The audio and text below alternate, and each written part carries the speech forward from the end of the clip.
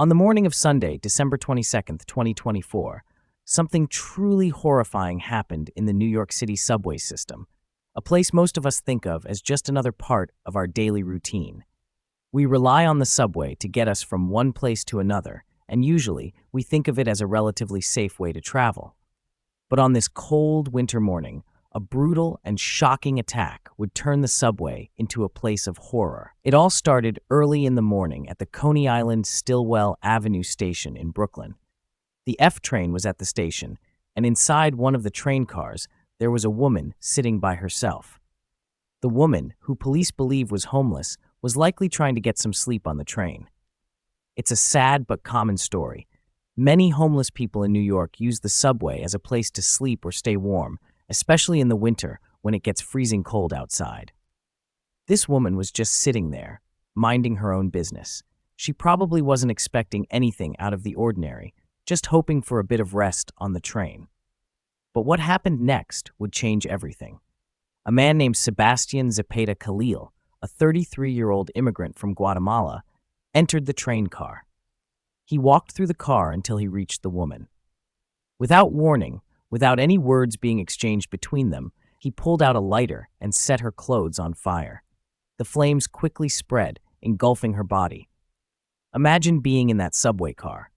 You're just sitting there, maybe scrolling through your phone or just waiting to get to your stop. Then suddenly, someone lights another person on fire right next to you. The panic, the horror. People on the train screamed.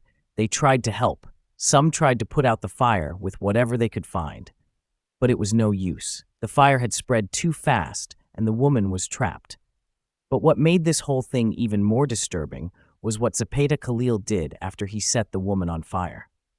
Instead of running away or trying to hide, he simply walked out of the train car. He didn't look back. He didn't seem afraid.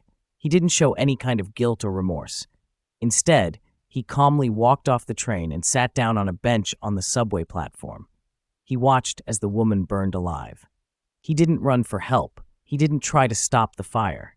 He just sat there on a bench, watching as this woman was in agony.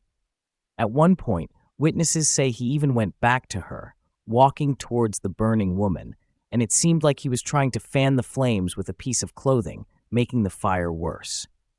Finally, after what must have been the longest and most terrifying moments for the passengers on that train, the fire department arrived. But by the time they got to the woman, it was too late. She had suffered from severe burns and smoke inhalation. The woman was pronounced dead at 7:48 a.m. She had died in that subway car, a tragic and senseless death.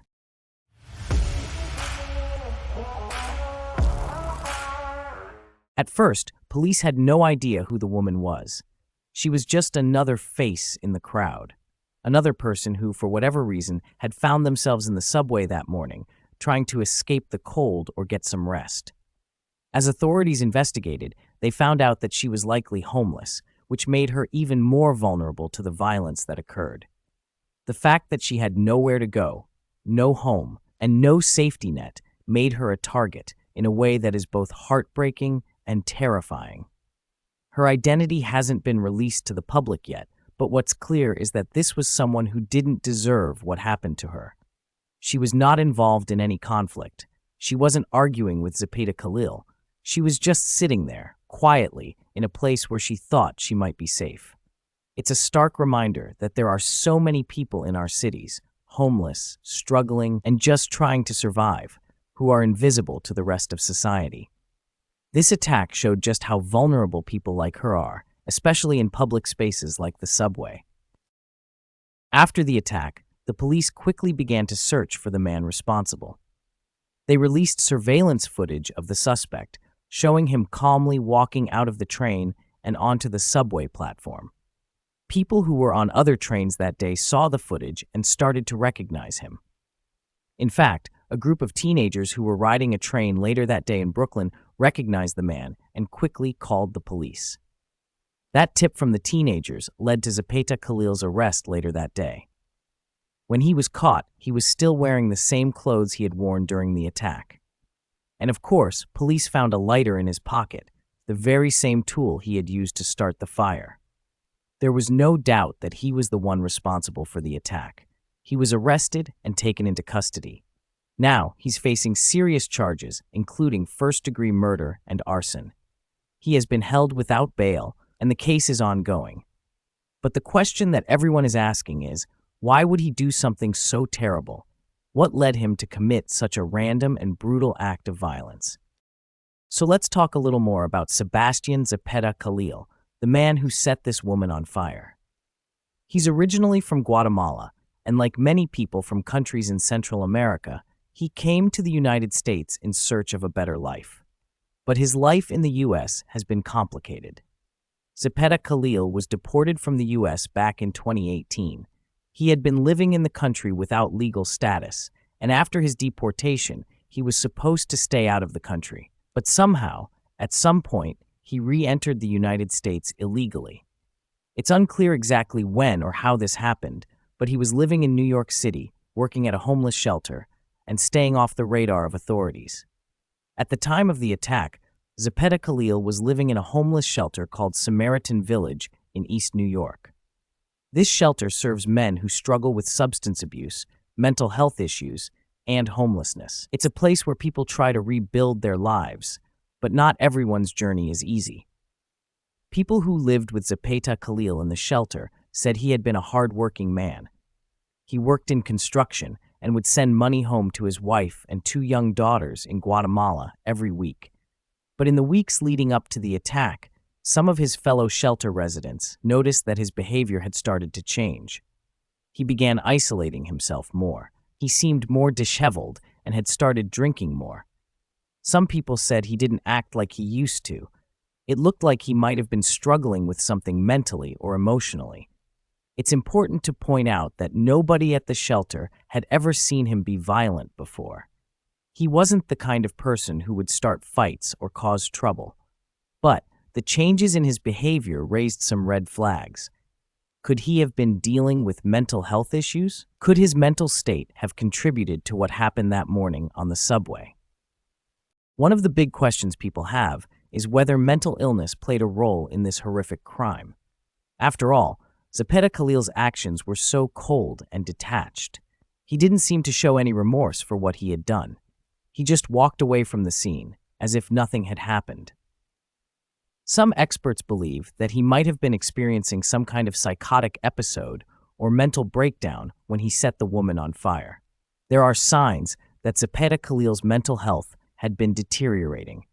His behavior at the shelter had become more erratic in the weeks before the attack, and it's possible that this attack was the result of some kind of psychological breakdown. Mental health professionals will be looking into this as the investigation continues, as it could have a big impact on how the case goes forward. If Zepeda Khalil is found to have been mentally ill at the time of the attack, his defense team could argue that he wasn't in control of his actions and wasn't responsible for what he did. This would be a defense of not guilty by reason of insanity, which could send him to a psychiatric facility instead of prison. But prosecutors are likely to argue that the attack was too brutal and random to be excused by mental illness, and they'll push for the maximum sentence if he's convicted. This case also raises larger questions about the mental health crisis in New York City. There are many people living in shelters and on the streets who have untreated mental health conditions. The attack has sparked a lot of fear and anger in New York City. The subway is one of the most important parts of life for millions of people, and to think that something this violent could happen in a public space is terrifying. But it's also brought attention to larger issues: homelessness, mental health, and the vulnerable people who live in our cities, often invisible and ignored. Advocates for the homeless have pointed to this incident as a wake-up call. They argue that the subway system and public spaces in general need to be safer for people who are homeless or mentally ill. People shouldn't have to live in fear just because they're homeless or struggling with mental health issues. New York Mayor Eric Adams has vowed to increase police presence in subway stations and train cars, but many are also calling for more attention to mental health services. This case is a reminder that public safety and mental health care are deeply connected, and the city needs to do more to address both. Another layer to this case is the fact that Zepeda Khalil is an undocumented immigrant. He was deported from the U.S. in 2018 and then somehow re-entered the country illegally. Immigration and Customs Enforcement has filed a detainer request for him, meaning they want to take him into custody once his criminal case is over. This raises complex questions about immigration policy, especially when someone with a troubled past ends up committing a crime like this. While many focus on the criminal aspect of this case, others are asking what role immigration laws should play in decisions about someone's punishment. This tragic attack has left New York City shaken, but it also brings attention to some of the most pressing issues facing the city today. The crime was shocking and brutal, but it's also a stark reminder that we have a responsibility to take care of our most vulnerable citizens, whether they're homeless, mentally ill, or just struggling to survive. As the case moves forward, we can only hope that it leads to real change, better safety in public spaces, better mental health support, and a society that cares more about the people who are too often forgotten. Thank you so much for watching and taking the time to hear this tragic and unsettling story. If this case left you thinking about the vulnerabilities of those around us, the importance of public safety, and the need for better mental health support, then please give this video a thumbs up. If you're new here, don't forget to subscribe and hit the notification bell so you never miss a video. We cover a wide range of true crime cases, unsolved mysteries, and important stories that often don't get the attention they deserve. Your support means the world to us and helps us keep bringing these stories to light. Also, leave a comment below. We'd love to hear your thoughts on this case, what it says about mental health, homelessness, or public safety in our cities. Do you think more needs to be done to protect vulnerable individuals in places like the subway? Stay safe out there, and remember to take care of each other. Thanks again for watching, and we'll see you in the next video.